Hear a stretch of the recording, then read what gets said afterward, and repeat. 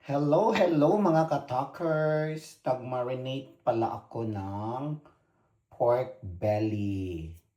Tinimplahan ko na yan mga ka-talkers ng soy sauce, oyster sauce at ng konti-kunting suka.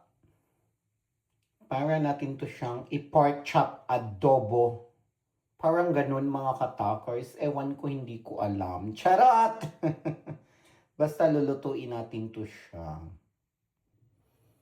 Yan, nakapag-init na rin ako ng mancheka. At pipituhin na natin to siya.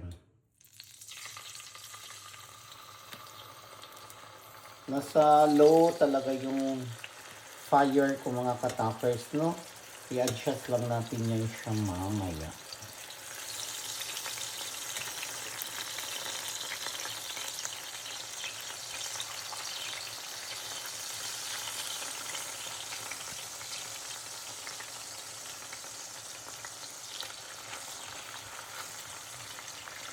So yan mga ka-toppers.